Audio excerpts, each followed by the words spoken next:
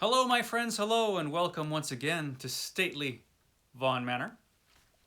I am back at the Manor here today to talk about my August reading plans. Exciting. My August reading plans. I've got a lot planned for this month. I did all right in July. I read everything in July except for Dune Messiah, and that was pretty much a maybe for that month anyway. So I just am moving that on to this month. So this month there are a couple read-alongs that I'm actually going to be involved with, and that's kind of exciting. The big one is the Herodotus read-along that's being hosted by Mark from Booktime with Elvis. So that's going to be exciting. I'll be reading this big guy, Herodotus, the histories. This is the landmark edition, the one with all the cool maps and appendices and notes and all kinds of other stuff. Great edition.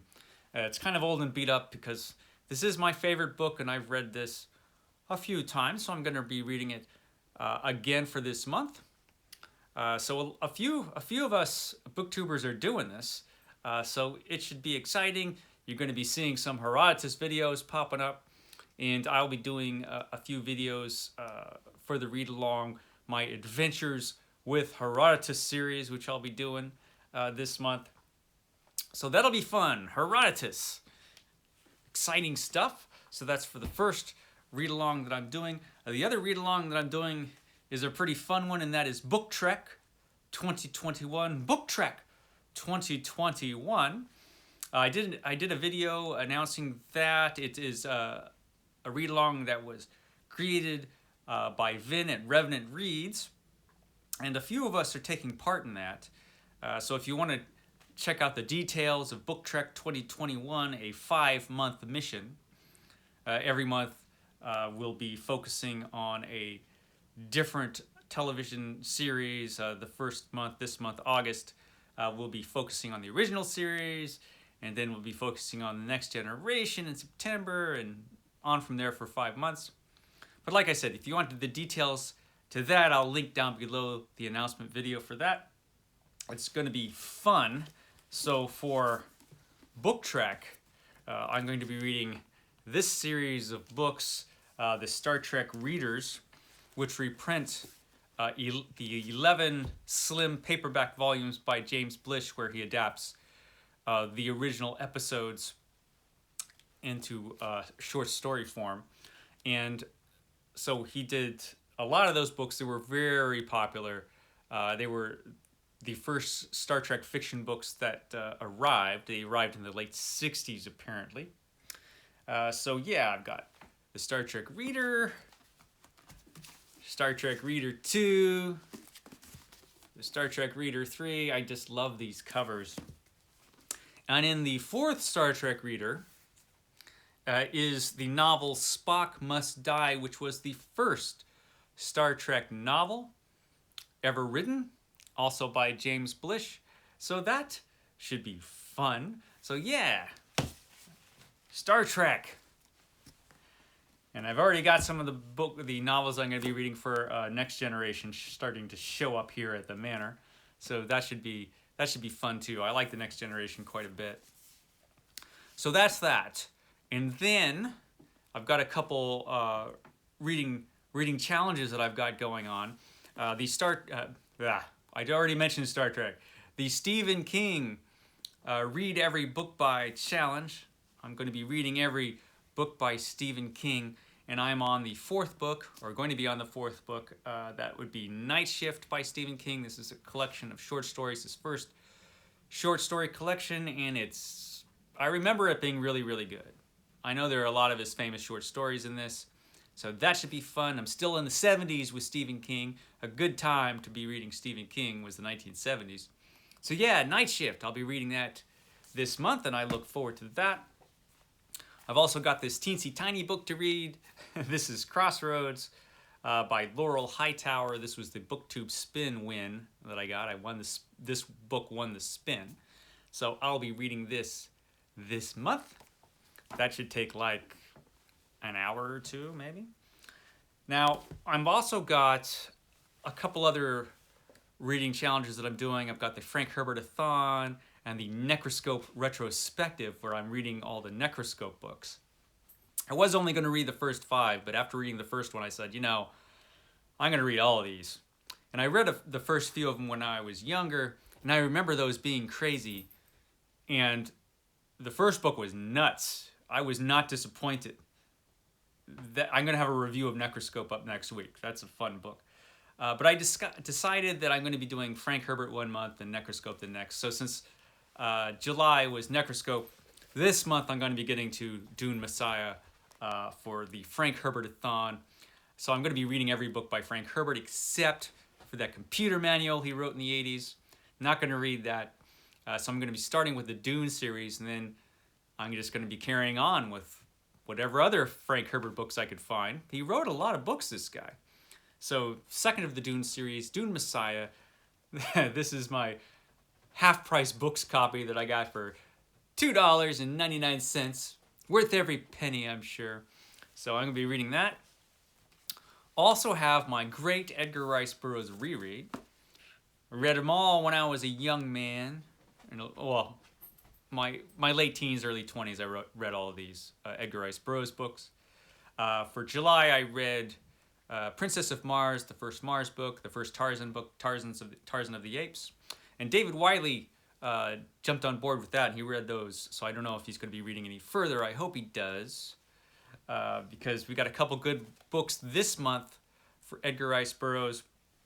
Actually, the next one's going to be Tarzan. I'm going to continue on with Tarzan, The Return of Tarzan by Edgar Rice Burroughs. This is my favorite Tarzan novel because it's got like all kinds of crazy things going on in this book. Pretty much everything Tarzan-ish is in here. You got a lost city, you've got tons of adventure, globe-trotting fun, jungle action, a lot of stuff in The Return of Tarzan. And you also see Tarzan cause trouble in the civilized world, in France, in Paris. He causes some trouble, good old Tarzan. So this is a fun one, The Return of Tarzan.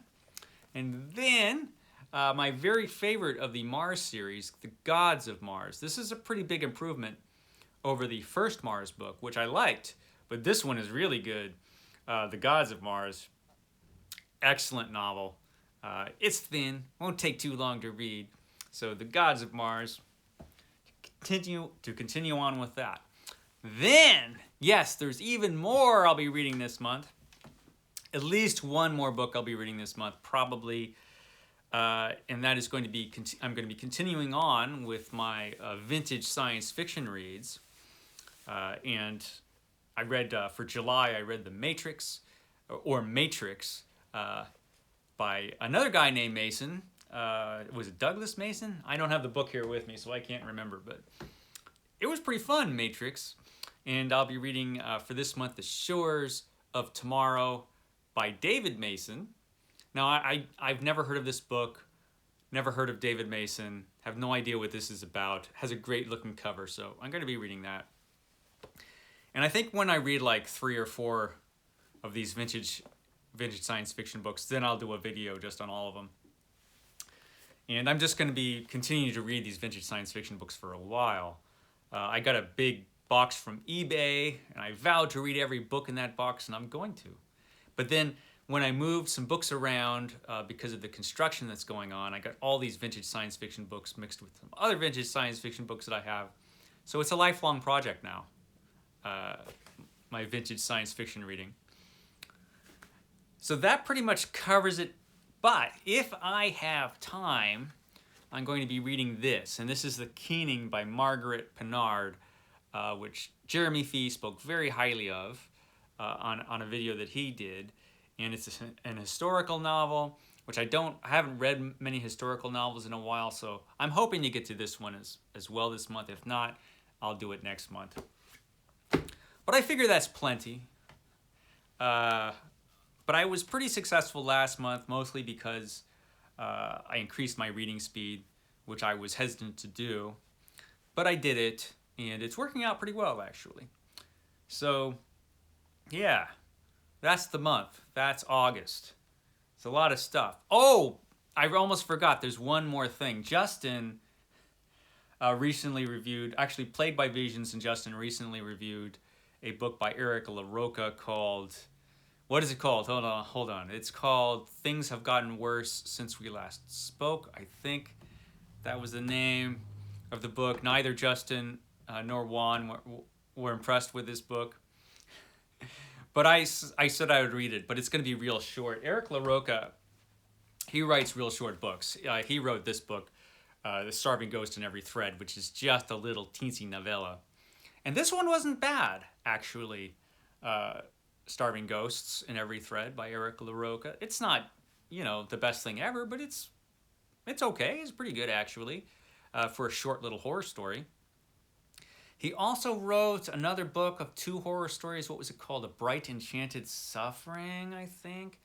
Now, neither that book or this book are available anymore, I've noticed.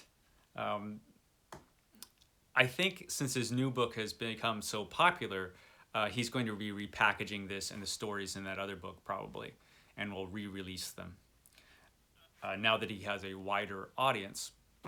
All the stuff he's written that I've read so far has not been bad.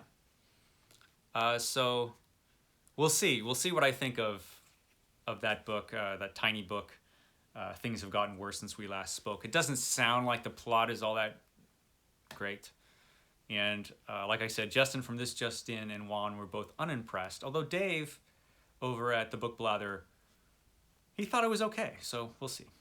I've liked LaRocca so far. So we'll see how his new book is. So that should be it. I'm done talking now. You can go about your business. And I will catch you next time. Should have my Sherlock Saturday video up, which should be a case of identity I'm doing this week. That should be up tomorrow. So I will catch you then. You guys have a great day.